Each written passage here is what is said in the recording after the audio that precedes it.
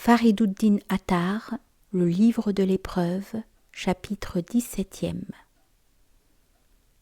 Le pèlerin arriva devant l'eau au pur visage et dit : Ô toi limpide et vive, par qui toute chose vivante de par l'univers a été créée, par toi assurément s'épanouit tout ce qui est. La verdure partout où elle croît est le signe de ta présence. Rafraîchir est ta vocation. Salsabil, le Kauthar et le paradis t'appartiennent. Tu es l'âme de la source de vie. Sur la voie de l'aimer, tu vas joyeuse et fraîche. C'est pourquoi à chaque instant tu coules plus légère. D'amour total, tu poses sur la voie tel le calame, d'abord la tête, puis le pas.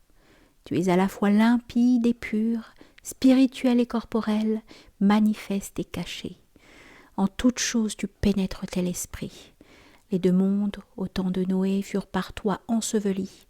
Quiconque a de l'éclat est ton obligé. La belle réputation dépend de toi. Il n'est plus grand assoiffé que le fer. Par toi le poignard devient acier trempé. Celui qui de la sorte abreuve le fer peut aussi abreuver mon âme en feu. De son seuil, rends-moi un instant averti. Cet instant sera pour moi sans vie. L'eau à ces paroles s'embrasa comme le feu. Sous l'incendie des flammes s'évaporant, elle répondit : Que suis-je enfin, moi, l'incontinence même, forme fluide, ni homme ni femme ? De moi le monde entier se lave les mains. De moi est issue la nature humide de l'homme. Je vais nu, entièrement, jour et nuit, sans cesse je cours en quête du sens. À cela, tantôt de désespoir je refroidis, tantôt d'illusion je m'échauffe. Tantôt de sans manière je bouillonne, tantôt je hurle et vocifère. Moi, à ce tourment, en larmes, de la tête aux pieds, je suis dévorée par le feu de la jalousie. Un temps j'ai couru dans l'espoir d'amélioration. Ce mirage ne m'a conduite nulle part.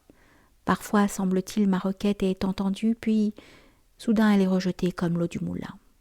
Quand, tel le feu, je m'échauffe dans la quête, traitée d'impertinente, je suis envoyée sur les cailloux.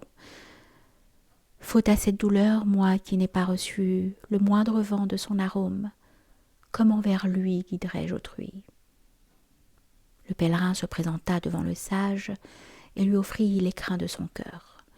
Le sage lui dit : L'eau jaillit pure. Son affaire est de toujours purifier. À cause de cette origine de pureté, l'empiré sur l'eau posa ses fondements. Celui qui emprunte la pureté de cette voie aura l'âme avertie de la pureté divine. Toi, souillé par l'esprit animal, tu gis enfoui sous l'impureté. Pas un instant comme Pharaon tu n'es vaincu. Tu ne possèdes pas l'Égypte, pourtant tu agis en Pharaon. Ta prétention est l'égale de toute l'Égypte. Tu es l'ami de Pharaon, puisque Aman est ton ascendant. Ô vautour, tu es l'esclave du ventre et du bas-ventre, charogne la nuit, oisif le jour.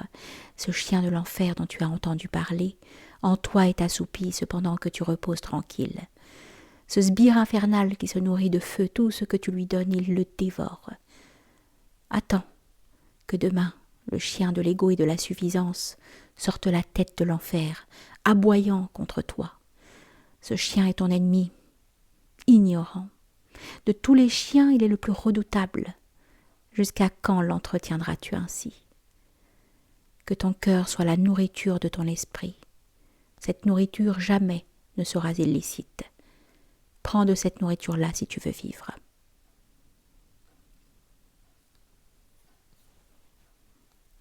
Ahmed Khazria, ce visionnaire, dit un jour : J'ai observé d'un bout à l'autre du monde toutes les créatures. Élites et communs se tiennent à la même mangeoire. À toutes, je ne vois qu'une seule nourriture. Quelqu'un lui demanda : Cher Auguste, toi-même à cette mangeoire n'as-tu jamais pris ? Assurément oui, répondit-il. Alors, toi qui possèdes la vue, dis-nous quelle est la différence entre toi et les autres ? La différence, répondit le cheikh, est que Les autres, tous, se réjouissent et enfournent.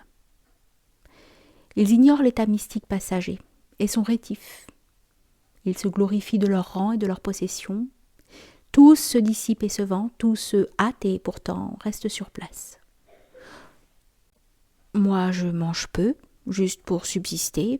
Je ne suis pas inattentif et je sais ce que c'est que l'état mystique. Je verse des larmes de sang, abondantes comme le nuage. Je ne ris et ne me vante point du monde.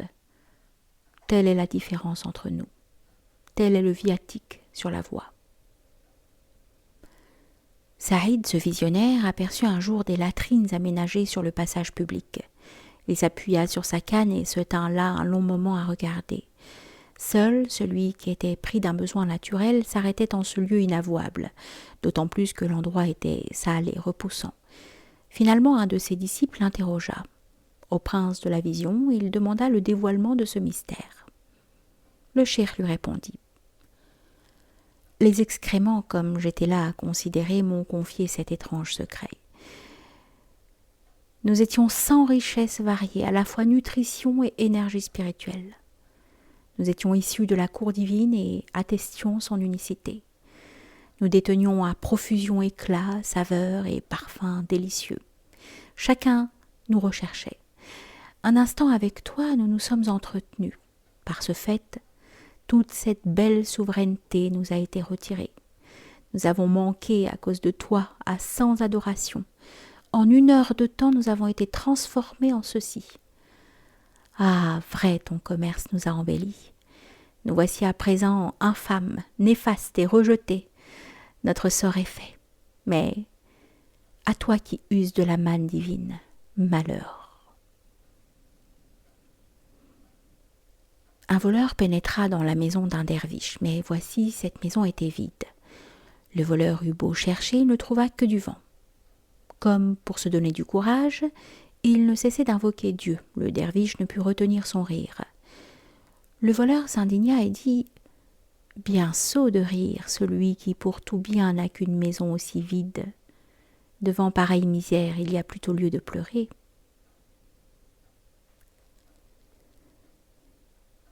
Par ignorance, tu te crois vaillant parce qu'au bain, tu affrontes le lion sur la mosaïque. Mais quand du fourré retentit le rugissement du fauve, le bardage de l'homme vrai se distingue. Comment les créatures contingentes auraient-elles accès à l'intemporel? Comment la bravoure de Rostam serait-elle l'affaire de l'efféminé? Quand resplendira le soleil de sa beauté? À quoi le compareras-tu, toi, habitué à ton soleil illusoire? Quand apparaîtra sa beauté insigne, éternelle, première et dernière, elle plongera dans l'océan sans rive, et alors de cet océan débordera. Entre cette écume et cette fumée, toi, comment échapperas-tu? Et il te faudra partir à la fin, ignorant du passé et de l'avenir. Ni du commencement ne te viendra un signe de ceux qui ont précédé, ni de la fin tu n'auras le moindre soupçon. Moi, entre ceci et cela, ni ceci ni cela, ignorant du corps et de l'âme, ni corps ni âme, la mécréance implantée et la foi fragile, l'ego dominateur, le corps robuste, l'âme faible, que ferais-je moi qui est enterré? J'étais perplexe. À mon désarroi, l'amour s'ajouta. À présent, je suis dans la stupeur et le languir. L'aile de la fourmi suffit à m'ébranler. J'ignore que je ne sais d'où cela vient. J'ignore d'où vient cette dévotion en ma tête, cet amour en mon âme. Je ne sais rien de ce que je crois savoir, et si je savais tout, d'où le tiendrais-je?